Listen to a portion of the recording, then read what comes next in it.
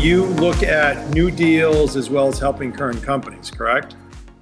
Yeah, I am, I'm responsible for investments. And I obviously, with my 30 years of operating background, hopefully bring tremendous value to our portfolio and our company. So I probably spend the majority of my time doing more operational work with our companies, but I also have a very big responsibility to make investments and drive returns for our limited partners.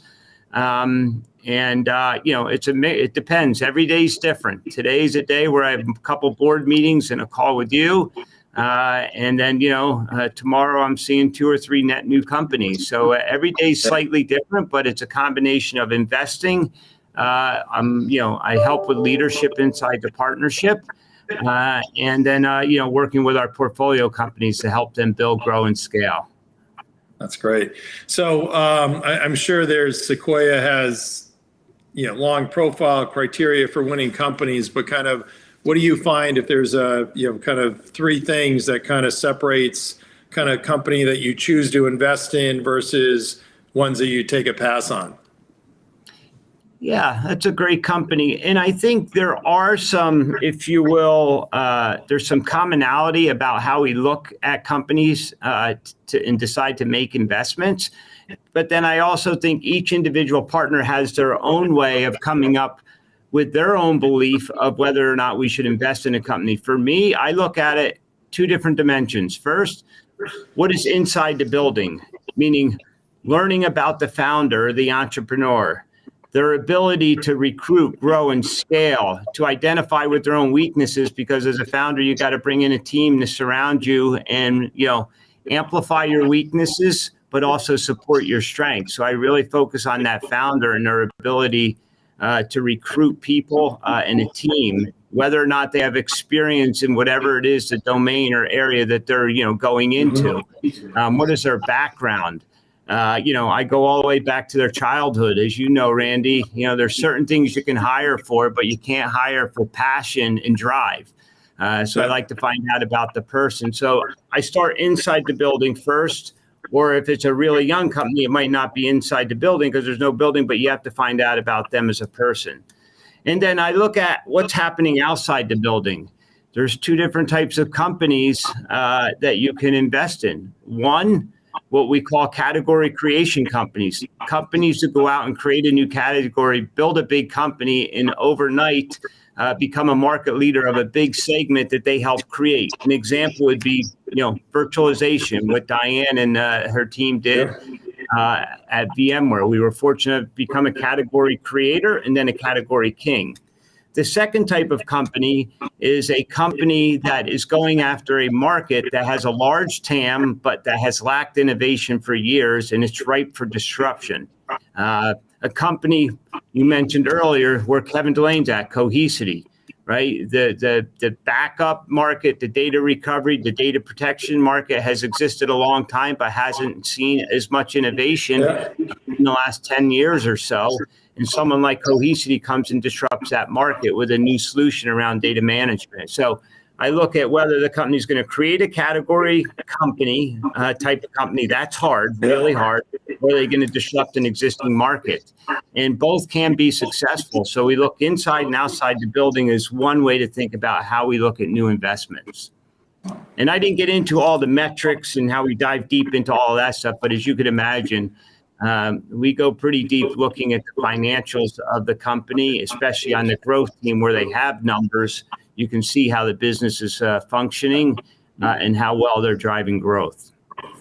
Great. And then speaking of Cohesity, I just think in small world. So I think you got introduced to them through me because I was on the advisory board with Mohit, and then had met with Gaurav and Bill. And that was when you're at VMware, well before you're at Sequoia. And I think connect the dots. And we're doing, so there's some time there for Veeam. I forgot what it was, but then introduced you. And then that led to, I think, you being on the board and being involved. So small world for sure. Yeah, it was once I joined Sequoia, it was one of the first companies that I got engaged with and started to work with, for the last now almost 6 years. It's been a fun journey.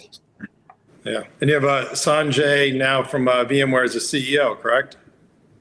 Yeah, we brought Sanjay in 3 months ago, and he came in as CEO, and Mo had stepped into running all product and engineering, which is where he's amazing at. He's one of the smartest founders I've had the opportunity to work with. And now we bring Sanjay in, who's really good at driving sales and marketing. I think between the two of them, we have a great set of leaders in the company. And then you back it up with the rest of the team, including Kevin and folks. Yeah, that's great.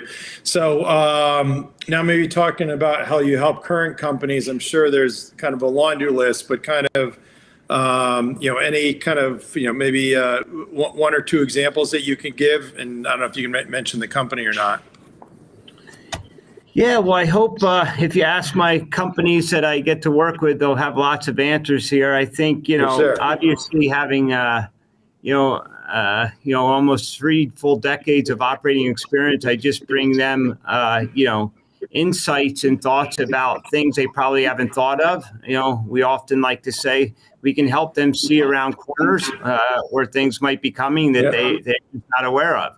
I spend a lot of time hopefully mentoring both CEOs and the leaders of the company. I'm quite active in recruiting and helping build out the leadership or management team in the company. I'm quite active in building out the boards and helping get the right board of directors around the company to help them get influence from outside directors. And then I'd say lastly, my Rolodex with customers has remained relatively fresh over the years. And and an area I love to spend time is I am pretty damn active with all of the companies and helping them drive sales and close business and build relationships and make those introductions. So hopefully there's a whole bunch of things. And then, now I've been very blessed to be part of maybe 5, 6, 7 IPOs. So going through the IPO process from taking a company from the private market into the public market is not an easy task.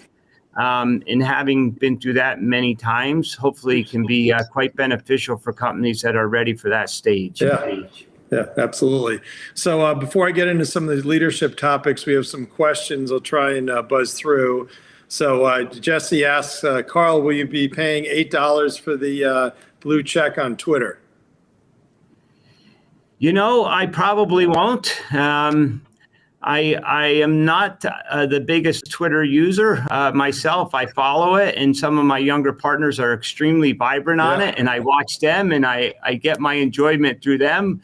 But personally, I probably won't. And I don't know if that's an age demographic thing or what, but I watch it, I listen to it, but I can't say I'm out there tweeting too often. But my partners in Sequoia is very active and does a great job on it.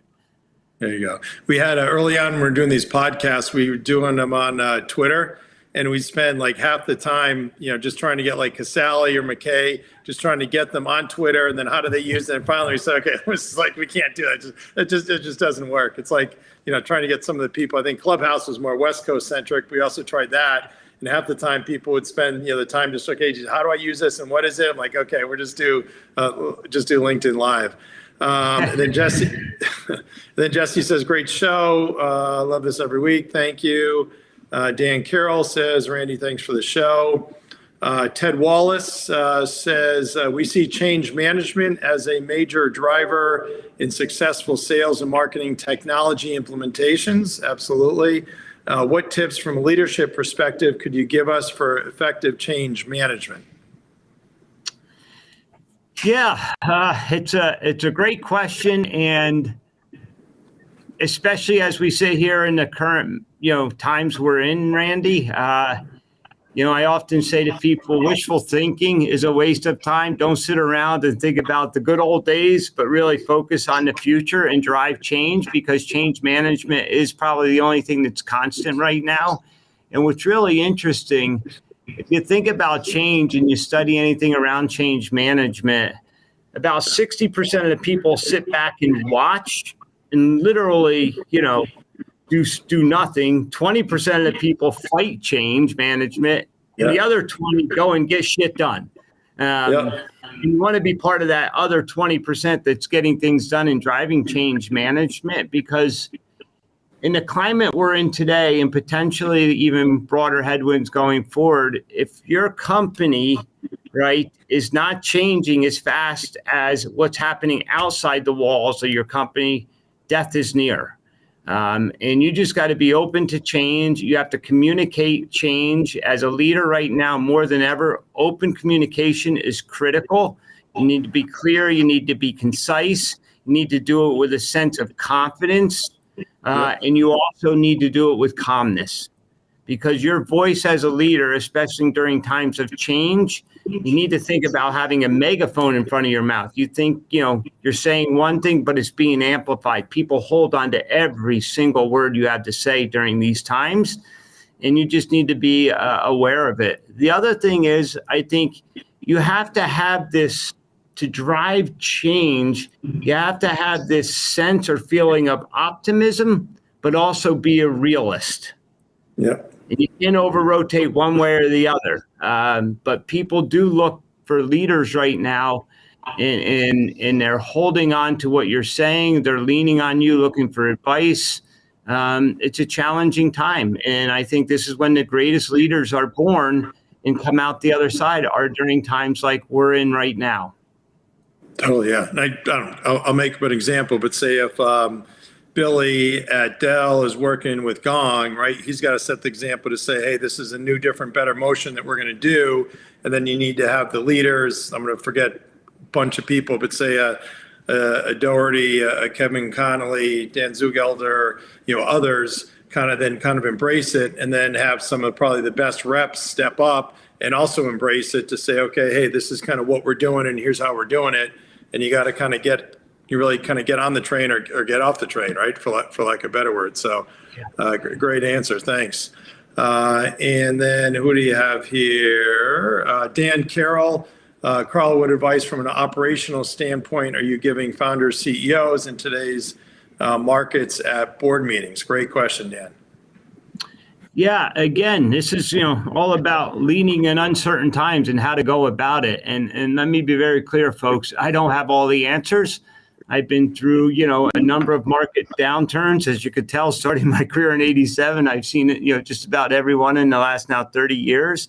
But there are certain things I think you can do. I talked about that communications, the style of communications has to be delivered with conviction, with confidence, right? But also calmness. I think it's super important that leaders today don't overreact, don't make rash decisions, and don't let the company or your team know that you're fearful of the situation that's in front of you. A couple other things that I talk to everyone about right now. Focus. Right now is a time to focus. And the way you focus is by what I describe as keeping things simple, Randy. One of the sayings I have is simplicity scales, complexity doesn't. And I think what's happened over the last few years, complexity has creeped into the operating model because how many people we've hired, how many different projects people have started, how horizontal we've gone right across the operating model. And I think we've lost a little bit of operational rigor. And I think it's time to get back to simplicity, because simplicity scales, complexity doesn't. The other thing I'd say, and this is both a business comment, Randy, as well as a sales comment. In a market like this, it is time to reevaluate your value proposition. Because Randy, this as well as anyone, I think people buy for one of three reasons. Number one, people talk about all strategic selling, solution selling, all of these different frameworks out there. But what I have learned, the greatest sales value proposition of all time is a strong ROI. Yep. And in down markets, nothing sells like a strong ROI. So I encourage people to revisit their value proposition, number one, around ROI. The second reason people buy is if you're going to help them drive revenue growth. And if you can have a value proposition that shows tangible evidence of it, and you can back it up with quantifiable numbers, people will buy your technology. And the third reason people buy is to reduce risks. Now, the reduced risk is for people selling in the, if you will, the security market. It's a lot harder than having a strong ROI or showing how you'll drive revenue. But even in a reducing risk environment, you start to really think about how do you protect your most precious assets of the company and what happens should you have a security breach or something like that. There is an ROI impact then. So, I would focus on value proposition more than ever. And then the last thing I'd say, during these times, I think you really got to double click on how hard you're scrubbing your pipeline more than ever. Because in times of uncertainty, sales reps, sales leaders, sales teams reach for anything that sounds like an opportunity. They qualify things out more than they qualify things in. So I think being really open with your teams about the importance of qualifying. Time is precious during, a moment like this.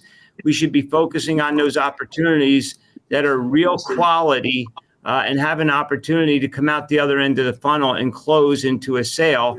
So cleaning up that funnel, not expanding it because people grasp for anything. They get those kind of elephant ears. Everything sounds like an opportunity, when in fact, right now, it's a lot harder to sell. Absolutely. And I'd put a kind of a icing on the cake, which I'm sure you're well in agreement with, but just sales 101. I do a weekly LinkedIn post. I might be old school, but I can't tell you how many examples of things, just people not kind of stupid stuff, right? Doing the follow-up. Okay, what's the agenda for the call? What's the executive update? Kind of how are you plugging everything in? How are you connecting the dots? What is that value prop? It's just, it's sort of this, it's almost like a lost art. Sorry, I guess I get a little banging right there. And then I am losing my spot here. Ken Growe said, always make news, don't report the news. Okay. And then, so John Cotter, thanks for being your criteria for founders and companies to invest in. How about from a sales perspective, evaluating Series A, B companies to join? And Mike, we're going to be running out of time. So if I could ask, maybe just kind of, your answers are fantastic, but maybe just a bit briefer. And this is specific to Series, A or B or C? Yeah, A, B companies in this case, yeah. Listen, it's, and sometimes in Series A, Randy, they don't have a sales team. They're still trying to find product market fit. So I think, in Series A, a lot of it is helping them find that first sales leader. Series B, once they have product market fit and a sense of repeatability, we spend time helping them recruit that first sales leader. I think, that's something we do very well here at Sequoia because of our deep network. But we help them across every stage of growth. We actually have this whole way to show people to grow a sales organization that we can take offline from a Series A to scaling it up to billions of dollars. We have a framework for that. Gotcha. Awesome. Yeah. I'll say that, I call it a cookbook, but kind of the playbook certainly are legendary for sure.